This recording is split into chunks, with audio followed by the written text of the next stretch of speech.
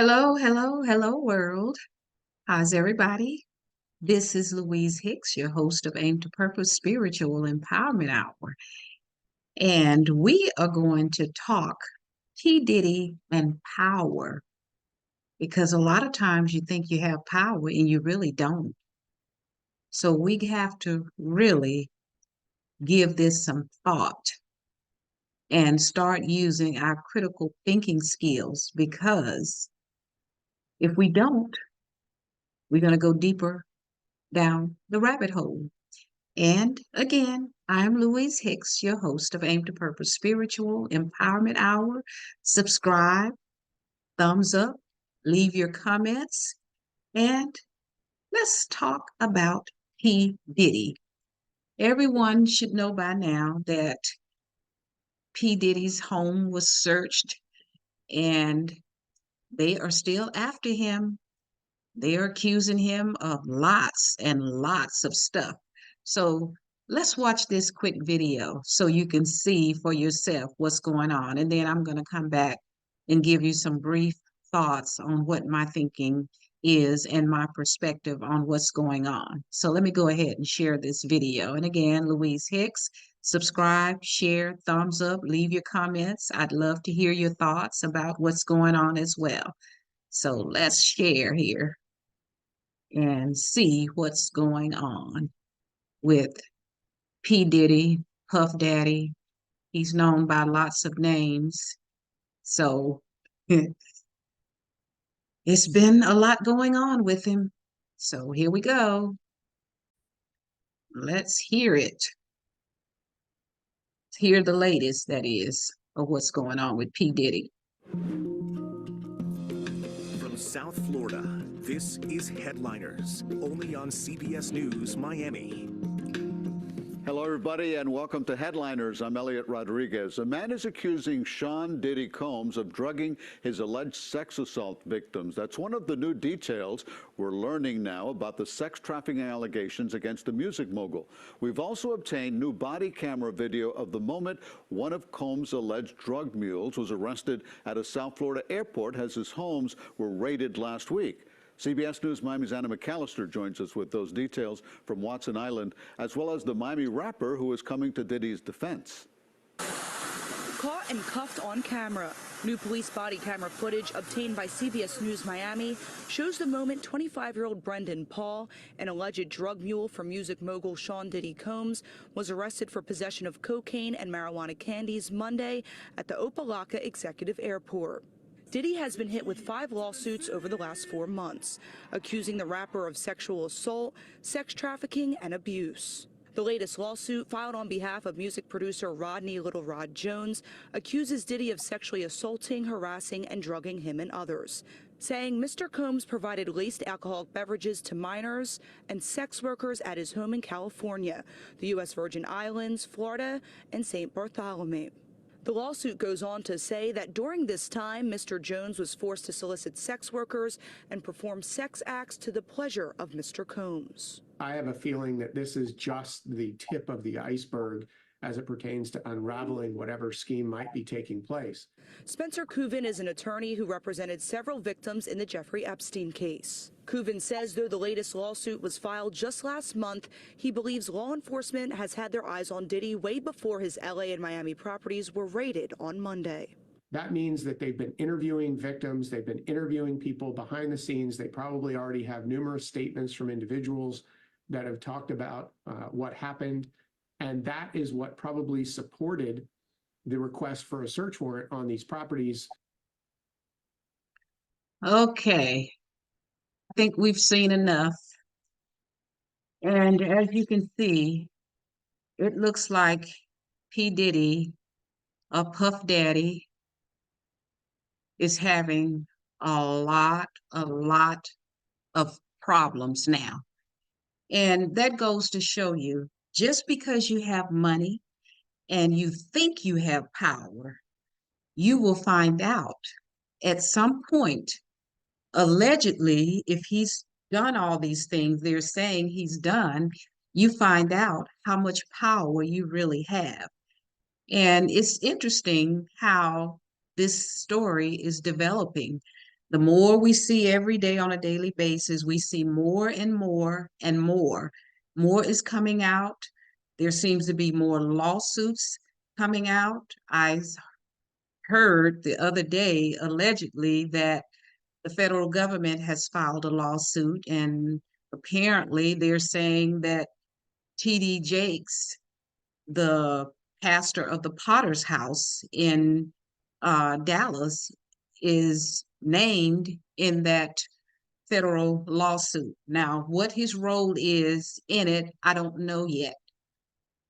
But it's very interesting because once this started, there was a lot going on and a lot of talk allegedly about TD Jakes and the parties at Puff Daddy's house. And I'm beginning to see him as Puff Dizzy because maybe Puff Daddy needed to take some lessons from someone who is about elevation in a positive way. Because a lot of these rappers, and I've been around a long time, I always tell you, I'm this mad Black woman on a mission to help elevate our community to a higher level of consciousness in a positive way. Because there's so much negativity out here now, and it's so much toxic information content that's being shared that's pulling us apart rather than pulling us together as a unit. And that's what we got to do. We got to bring that family structure back. And with all of this, not all the rappers, but majority of them that I've seen, all they're peddling is toxic. It's very toxic to our Black community. And it seems to be not all the Gen Xers and the millennials, the Gen Zs, it's not all of them, but it's so many of them out here on the internet, and they're just spewing toxicity, just toxic information, and it's divisive. And we need to get control of ourselves. And it's so many out here. And I used to do a lot of commentaries. And again, I'm Louise Hicks, the host of Aim to Purpose Spiritual Empowerment Hour, and I'm on here frequently. And subscribe, thumbs up, leave your comments, your perspective. I've been around a long time. I've seen a lot. And excuse me, I've seen the derailment in from many aspects within our Black community. Because when we were children growing up, we were closer together as a village, and it really does take a village to raise the children. You could chastise your children back then. It didn't have to be your biological child when I was growing up in the 50s. And we've gotten so far off track, and a lot of it has to do with this rap music that Diddy is a part of, thinking he's sitting on top of the world.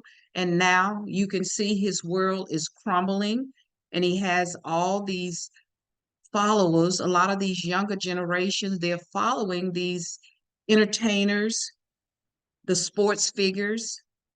And look what happened, just happened uh, over the weekend, where this Kansas City Chiefs allegedly, we don't know whether he was behind the wheel as far as I know yet, but it was a big accident here in Dallas where people were shaken up. Fortunately, no one was killed.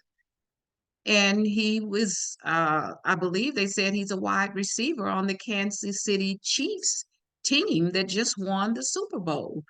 So, young people, what is wrong? You, not all of you now, don't get it twisted, but a lot of you Gen Xers, you millennials, you Gen Zs, you guys are just off balance. What is going on with you? And a lot of it does have to do with us too as baby boomers. I am a baby boomer, born in 1951. And a lot of us got off track with drugs, alcohol, and it is ruining us as a people. We need to come to our senses and start building. Because if we don't, 20, 25 years from now, We're already at the bottom of the barrel, collectively, that is, because we're individualists and we need to collectively come together. We as an ethnic group, we are so broken. We need healing. We need therapy because we traumatized and it's generational. It's been passed down from generation to generation. And I'm telling you, because I have studied our people for years. I do have a bachelor's degree in social work. I have been around for 73 years now, and I've seen a lot. I've experienced a lot. And just because you get some money and you think you have power and think you're on top of the world, then when your world start tumbling, you realize how much power, or I should say, how little power you have. Look at what happened to Bill Cosby. I remember back in the day, Bill Cosby was talking about the community and what we needed to do and so forth. And allegedly, I don't know what he was doing. However, I think he surrounded himself with the wrong people because look at what happened to him as a Black man. And that's where we, as a Black community, men and women, particularly our Black men, we need to start realizing that just because these white supremacists give you some money for you to go out and degrade your community, degrade the Black women, uh, talk about drug pushing, drug addiction, killing one another. And if you get too big for your britches, as they say back home, the older generation would say, I'm a baby boomer, and we would hear that from the silent generation, my mother's generation. They would say, you're getting too big for your britches. And when that white man see that you're getting too big for your britches, he's going to find a way to bring you down because he does not want you to elevate. And you Gen Xers out here, I hope you guys are taking a lesson. You should have taken a lesson from Bill Cosby's situation, Kobe Bryant's situation when he was involved in this legal battle back in the day. So when are you going to wake up and understand this system is not your friend? It's not your friend, particularly Black men and even white Black women. It's not our friend either. I'm telling you what I know because I've been involved in the workforce, whether it's private industry or government. There is no equal opportunity. There is no DEI, diversity, equity, and inclusion. That's a joke. I'm speaking from my own experience. No such thing. They can come in on the jobs because we had it when I was working. I've been retired for almost 20 years now. I retired at 55 and I designed my life so I could retire at 55. And I retired from the federal government. However, I tell you, I had to sue them on my own because I was going to go to law school, but I chose not to because I chose to take care of my family first. So I went in and sued the county of Los Angeles on my own and I won. So we got to stop following these toxic podcasters out here that are talking, as my grandmother say, and I say this all the time, a bunch of food talk that's not elevating our community. It's derailing us, it's tearing us down. And you got the younger generation looking up to some of you, and you're not leaders because you don't know what a leader is. And when that White House invite rappers to come and speak, you're Kamala Harris and Joe Biden, whom I would never vote for either one of them, nor would I vote for Trump. I'm not voting for either one. So we got to wake up as Black people, collectively, that is. And we need to come together and unify and start building something, building our own educational institution because we're perishing for lack of knowledge. We go on these jobs, we're traumatized. We don't know how to handle ourselves on the job. We don't know how to speak up. Many a times we are afraid because we don't do our homework. I've never been fired from a job, and I've always spoken up. I looked a white man right in the face, my immediate boss and his boss, and I let them know I didn't come to this job to be treated like a second class citizen. You think I was fired? Hell to the no. So you have to realize that when you go into these jobs, they don't want you there in the first place. And God forbid you're intelligent and you speak up. They consider you a cancer on the job, and they're going to figure out a way how to derail you if you allow it.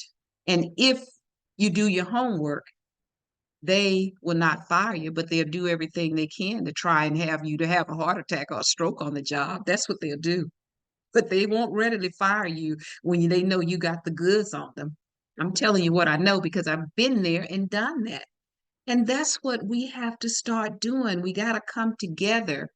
We got to get that fear out of us. Too many of us are scared.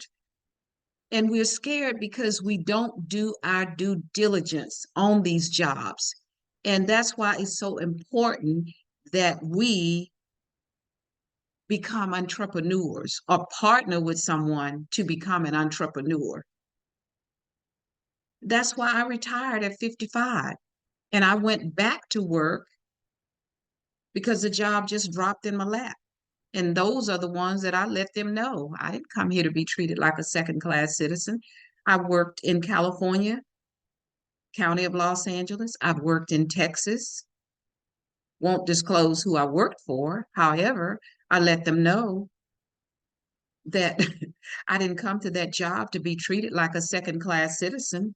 You think I was fired? No. So we have to learn how to conduct ourselves and how to utilize this brilliant melanated brain that God has given us. And see, P. Diddy didn't learn, else he thought he was so high and mighty because he had become a billionaire that he could do what he wanted to do. If all of these allegations are true, he may end up serving some time. Who knows? I mean, if you did these things, it's something that I hope some of you, what I would call baby diaper adults, you better take heed to it. Because if you don't, you could end up, just because you got a little money now, you could end up like P. Diddy. And before it's over, we don't know who else will be next. So you got to really, really pay attention. And I want the younger generation, particularly you Gen Zs and these alphas that are coming up after, like my granddaughter, she's an alpha, 9 years of age. And we are teaching her that this system does not love you as a Black person. We have to take control of our own destiny because by design, they want to destroy you. They'd love to commit genocide against you because they do not want you to elevate, knowing that we deserve to get reparation because of what they've done. They give everybody reparations except us as Black people. Even giving it to, I look at what all these migrants are given, and they're coming over here just freeloading. And look at your administration, what they're doing. They're giving them, oh, they probably have given them, I know, multi-millions, maybe a billions by now. But they don't want to talk about reparation, but you guys go out and vote for them. And these Black churches, you need to come together. I know there are a few out there that are doing something to help the congregation spiritually, economically, emotionally, mentally, physically, socially, intellectually. But some of them, all they're doing is collecting that, pass that plate around, collect that money.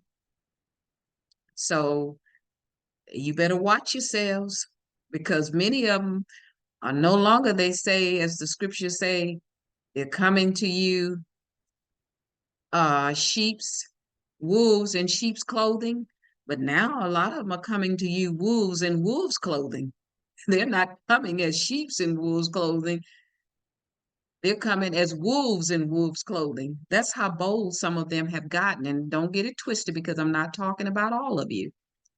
So I just hope that whatever the end result is with P. Diddy, that our young men, women will take this as a lesson learned.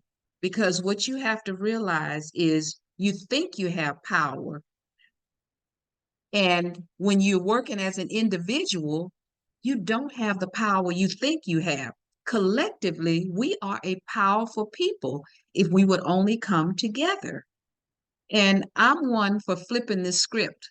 Like I said, I'm this mad Black woman, motivated and determined, and I believe in flipping the script. They used it to put you in slavery, use it to get yourself out of slavery. Because I always tell you about that scripture, 2 Peter 1:7. God has not given us the spirit of fear, but of power, love, and a sound mind. And you notice what comes first? Power. And collectively, we have power. We can build educational institutions, we can build medical facilities, we can build financial institutions, we can build uh, food industries, distribution centers. We can do all kinds of things if we bring that money together and start using some common sense. And like I said, I'm 73. I've been around for a long time and I've seen a lot. I had a white man to look me in the face when I went. This is in the county of Los Angeles, by the way, because I worked there for 30, I think it was 32 years. And they promoted a white guy, expected me to train him when I was supposed to get the position. I told him, no, I'm not training him. And I didn't. And I got my promotion. You got to speak up. Same thing with the white woman. She got promoted and didn't deserve it, but the lower level boss was her friend. So she got promoted. I went and asked for a promotion. This white man looked in the face, my face, and told me, you make enough money. And that's how they feel about us. They do not want you, and don't get it twisted for some of you white people that are looking, because if it doesn't fit you, if you don't wear the shoe, don't worry about it. But if you're wearing that shoe, it goes for you too. Because I'm not afraid to speak up. Because, like I said, I've been around for 73 years. I've seen a lot. I've gone through a lot. I know what it's like to be discriminated against. And you go to these jobs, I know what it's like for them to try and destroy you, make you have a stroke or a heart attack and just die right there on the job. And I wasn't for it. I speak up. I keep this cup here. Speak up, speak out. And that's what we got to do. Speak up, because you know what? I keep this one here too. You are fearfully and wonderfully made. You see that? Fearfully and wonderfully made. And that's from Psalm 139:14. And that's why I tell you, as this mad Black woman, meaning motivated and determined to support and elevate my community to a higher level of consciousness, you need to understand that who you are. You need to know who you are. And that's why we need our own educational institutions. Because, like I said, this DEI, it's no such thing. That's just a joke. They used to come and do these diversity trainings when I was in the county of Los Angeles, and that stuff was going in one of these white supremacists' ears and right out the other one, because their behavior did not change. If they were hateful, they remain hate, because you cannot regulate a person's heart. And I worked with a lot of hateful people. Believe me, hateful, hateful, hateful. And I worked with some Black people that were scared of losing their job. And I have never been afraid of losing my job and never lost a job, because I spoke up and I spoke out. I was the cancer on the job, but that was okay with me, because I refuse. I have too much of my mother in me, and I know what my father and my mother went through. back when they were, well, my father was from the GI generation. He was a little older than my mother. My mother was from the silent generation, and I'm a baby boomer. And many baby boomers got caught up in that drug situation, and allegedly that's what P. Diddy is going through. And I hope you all take a lesson from that, because just because you think you have power as an individual, you have no power. We have to come together collectively because we have trillion dollars, I'm sorry, $1.6 trillion running through our black hands annually, maybe more now. And what are we doing with it collectively? Wake up, my people, wake up. And this is nothing against any other ethnic group. I just believe in charity starting at home. And at home for me is my black community.